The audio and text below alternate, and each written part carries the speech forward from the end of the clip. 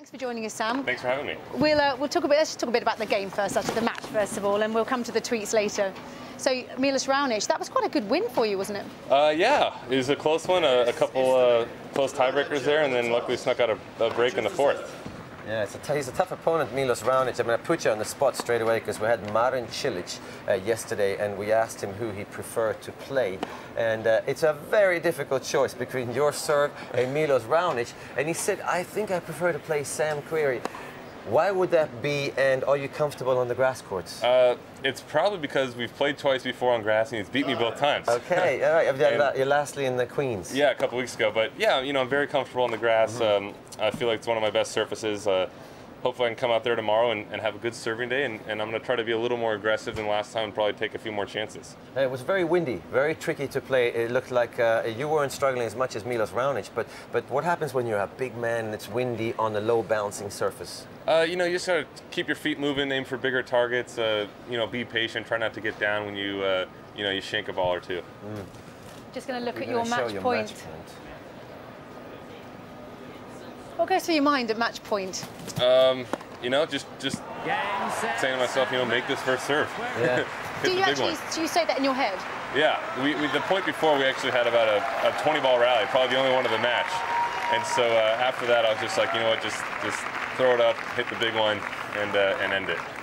Yeah, I've seen. I think it's called tennisography. Is that what it's called in America? Yeah. They had a piece on you there, and you're so relaxed, down to earth. Your parents are as well, and I believe that you guys are the owners of the tennis center in Las Vegas called the Darling Tennis Center. Talk to me a little bit about your upbringing and your life in tennis. They actually don't own it. The city owns it, but my parents have been running it for a couple years. Okay. But yeah, it's a cool center. You know, I grew up in Las Vegas a little bit. My parents live there now, so they're just trying to kind of be involved in tennis and try to help it a little bit. But you know, my parents started playing when I started playing, when I was about 5. So we kind of took it up as a family sport, and fortunately I just stuck with it, and here I am now. Luckily you liked it then. What would have happened if you hadn't liked it? Probably would have you know, found another sport to play and gone to college and maybe tried that one out. So a blackjack dealer in Vegas wouldn't have been on the cards? I hope not, but maybe. Yeah, Andre Agassi is always from Las Vegas. How big an impact has he had on your tennis life? I mean, he's monumental. I mean, especially in Las Vegas with the school and everything he's done there, and he's been an unbelievable role model for me, and I think all the American players, and he's just a great ambassador to the sport. We talk about in American tennis about possibly in America the greatest athletes or the biggest talents as kids are not choosing tennis as their first sport. Were you involved in other sports early on in your life? Yeah, I played baseball, soccer, American soccer. You know, I played a little bit of football, golf, basketball. I played pretty much everything, and I guess I was just the best at tennis, so I stuck with that one. That's usually what makes a difference, is when you start having results in tennis and you don't want to rely on your teammates? Exactly, yeah, and you know, I was winning a lot, and winning's fun, and so I just stuck with that. It is we've had a tweet actually for you. Do you do Twitter? No. Huh? Not on Twitter. About time we'll have to show you how to do it. I got to get on there eventually. Well, we got a tweet from The Shot, and I never know how to say these Twitter names, but The Shot to Know, I think is how you say it. He says, "Hey Sam, I really love your forehand, but it's really hard to copy. What forehand grip do you use?" I think the technical term would be a semi-western. You know, I think it was just what my coach taught me when I was about 12 years old, and I've stuck with it ever since. And just to elaborate, what's that? What's a western grip? I mean, it's tough to kind of. A lot of Spanish players, it's kind of your hands more over, kind of this way on it, so you can get a little more topspin. But mine's not quite as far over as some, so I move it a little more back to the right to try to kind of flatten it out somewhat. All right, we've got that's cleared up. We've got another one here from Hawaii Insomniac, who sounds like he knows you, but it's another, "Hey Sam," maybe they're just American, that's why it starts with, "Hey Sam, how's the food in England?" Ooh, slightly random question. Food in England's great, you know, especially over in Wimbledon Village. There's you know, about 10 restaurants that I think are amazing, and there's some great Indian food, great Italian food, so you know, I'm very comfortable going out to dinner here at night. A lot of good places. Then that means you are staying here in the Wimbledon Village, I'm assuming. Yeah, I've stayed here, you know, for the last 6 years. Every year that I've played Wimbledon, it's a fun place. You can walk everywhere. It's fun to kind of rent a little flat or a house, and you know, family members and stuff can come over. So it's a fun 2 weeks. So have you got like Team Querrey here? I mean, not really. I've got my coach David with me, my girlfriend Emily, her brother Will, you know, a physio here with me, Rory, and so it's been fun. When you are as tall as you are, the body takes a beating on grass because you have to bend down just a little bit more than you do on other surfaces. Can you feel that in your back and your top of your butt, for example? Definitely, yeah. I had a little back problem last week in Eastbourne, so fortunately it's better now, and I'm just trying to do a really good job with the stretching, and I've been doing some acupuncture and really just trying to do a good job keeping up with my body, and it's good to go now. And coming back playing again tomorrow, that means you play 3 days in a row. Is that a good thing to keep it on the roll? Yeah, I like it. Unfortunately, this match is spread out over 2 days. We didn't have a lot of long points because we had a lot of big serves, so I'm feeling good. I'm just going to interrupt quickly. We're looking at court 14 because Jamie Murray and Eric Bouterak, the 14th seeds in the men's doubles, have lost. They are out of the tournament. They lost to Arnaud Clement and Michael Lodger, the French pairing, 6-3, 7-5, 6-4. Of course, Jamie Murray, not only is he Andy Murray's brother, he must get fed up with people introducing him that way, but as well as that, he won the mixed doubles, didn't he, a few years ago with, was that Jelena Jankovic, I think, was his partner. So a bit disappointing. And of course, he'll also be playing in the Olympics. Would you like to play in the Olympics, Sam? Yeah, I played, 4 years ago in Beijing. Unfortunately, I'm not going to play this year, but hopefully in 4 more years I'll be back out there.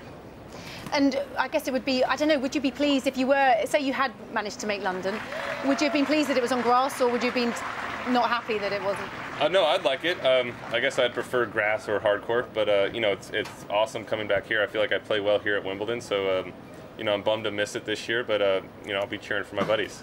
What happens when you, sorry Lizzie, what happens when you watch Rafael Nadal last night? I have to ask you about it. It goes out to Lucas Russell. I think you all know in the locker room that it's possible on any day, any given day, any player in the sort of top 150 can most probably go out and beat any player on any surface, but still it sends a message in the locker room that, oh wow, the tournament opens up suddenly, and of course Nadal is down there sort of in your bracket of the draw. Yeah, I mean, I haven't looked at the brackets and the draws, but I just saw the highlights from last night, and Russell just played unbelievable. He went for everything, played very aggressive. The balls were dropping in, and he must feel great. And I think it does give some of the other guys in the locker room who are playing those big name guys a little more confidence. Like, I mean, even right now, Radek Stepanek is playing Novak Djokovic pretty tough, and so I think it gives everyone, some of those lower ranked guys a lot of confidence. Is there, when something like that happens, is there kind of other ripples going through to the locker room? Are you saying, hey, have you seen what's happening on Nadal? What was the chat going on after that? Unfortunately, it didn't finish till about 9:30 last night, so there's about 2 guys left in the locker room. So it was more this morning, guys were watching the highlights, and it's just amazing. He played unbelievable. I think he would have beat almost anyone last night, and so he must be thrilled. Has he talked to anyone? Do you know if Nadal had spoken to anyone about it afterwards? Obviously, other than the general press thing. I'm not sure. Because I had to come back this morning. I was first up, so there was a couple guys in the locker room. So I haven't really heard the buzz yet. But it's great that, as you say, it does give you hope because, or all players hope really, that it doesn't matter who the top players are, particularly here at Wimbledon, it seems to be the place where you can have these big upsets. Yeah, it's rare, but it can happen. I think grass, there's a few more variables involved. You see some more upsets than you would on a clay court or a hard court, and I think guys just see that, and hopefully they can gain some confidence themselves. Yeah. Are you looking at hitting more today? I would assume not, but what's your plans for the rest of the day? Go shopping in Wimbledon because they have beautiful, really great shops. Yeah, I might. I'll probably go out to dinner tonight with my girlfriend and some friends, and kind of just enjoy the day and get ready for tomorrow. Okay. Are you worried about string tension now that today was pretty dry, pretty windy? Tomorrow could be humid. Yesterday was a humid day. Are you varying your string tension? I've played with the same tension the last month that I've been in London, but I do have some in the bag that are a little tighter, a little looser in case the temperature gets a little cooler, a little warmer. I need to make an adjustment. Just let us get into your mind a little bit ahead of the match with Cilic tomorrow. What will you... or the day after rather, what will you be doing? What will you be thinking? How do you psych yourself up for it? Because I see the players kind of wandering around. You all look so cool, so relaxed. What's really going on up here?